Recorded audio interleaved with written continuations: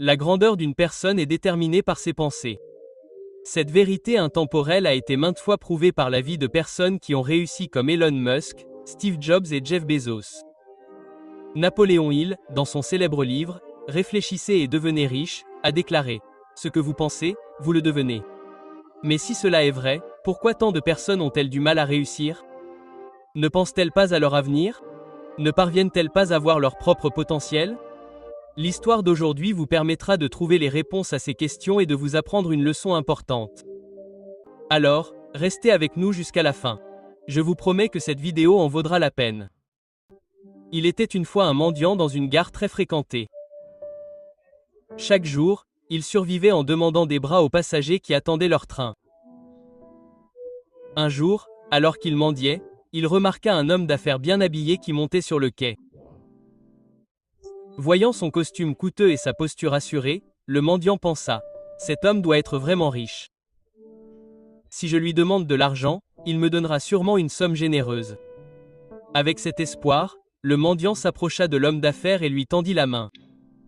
Mais au lieu de lui donner de l'argent, l'homme d'affaires le regarda et lui demanda « Vous prenez toujours aux autres? Avez-vous déjà donné quelque chose à quelqu'un ?» Le mendiant fut surpris. Il n'avait jamais entendu une telle question auparavant. Confus, il répondit « Monsieur, je ne suis qu'un mendiant. Je survis en demandant des armes. Je n'ai rien à donner à personne. » L'homme d'affaires sourit légèrement et dit « Si vous pensez que vous n'avez rien à donner, alors vous n'avez pas non plus le droit de demander quoi que ce soit.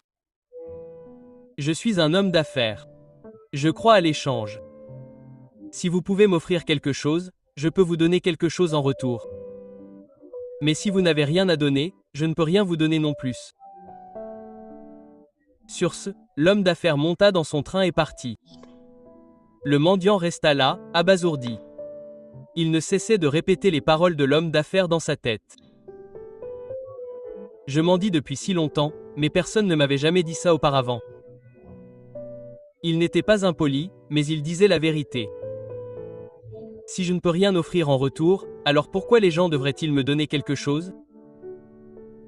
Pour la première fois, le mendiant comprit que c'était peut-être pour cela que les gens ne lui donnaient jamais beaucoup d'argent, car il ne leur offrait rien en retour. Cette nuit-là, il resta éveillé, plongé dans ses pensées. Mais que puis-je donner? Je ne suis qu'un mendiant. Je n'ai rien. Pourtant, les paroles de l'homme d'affaires résonnaient dans sa tête. Si l'on veut recevoir, il faut d'abord donner. 2 jours passèrent.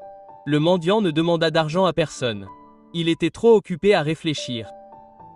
Le 3e jour, alors qu'il était assis à la gare, il remarqua un carré de fleurs sauvages qui fleurissaient près des voies. Leurs couleurs vives attirèrent son attention, et soudain une idée lui vint. Et si au lieu de simplement prendre, j'offrais quelque chose en retour? Et si j'offrais une fleur aux gens chaque fois qu'ils me tendaient la main? Déterminé, il s'approcha, cueillit délicatement une poignée de fleurs et retourna à sa place habituelle. Quand quelqu'un lui tendit une pièce, il sourit et lui offrit une fleur en retour. Étonnamment, les gens acceptèrent les fleurs avec joie. Certains sourirent même et le remercièrent. Au fil des jours, quelque chose d'incroyable se produisit. De plus en plus de gens commencèrent à lui donner de l'argent. Mais il remarqua une tendance. Tant qu'il avait des fleurs, les gens donnaient généreusement. Lorsqu'il n'en avait plus, les dons diminuaient. C'est donc vrai. Les gens aiment recevoir quelque chose en retour, pensa-t-il. Un jour, alors qu'il distribuait des fleurs en échange d'armes, il aperçut à nouveau l'homme d'affaires assis dans le train. Tout excité, il se précipita vers lui et lui dit « Monsieur, aujourd'hui j'ai quelque chose à vous donner. Si vous me donnez de l'argent, je vous donnerai des fleurs en retour. » L'homme d'affaires sourit, lui tendit de l'argent et prit quelques fleurs. « Vous avez vraiment compris la valeur de l'échange, » dit-il. « Aujourd'hui, vous n'êtes plus seulement un mendiant. Vous êtes devenu un homme d'affaires. » Le train arriva à la gare suivante et l'homme d'affaires descendit. Le mendiant resta là à le regarder partir. Ces paroles firent naître une nouvelle pensée dans son esprit. « Suis-je vraiment un homme d'affaires maintenant ? » Il réfléchit longtemps à la question.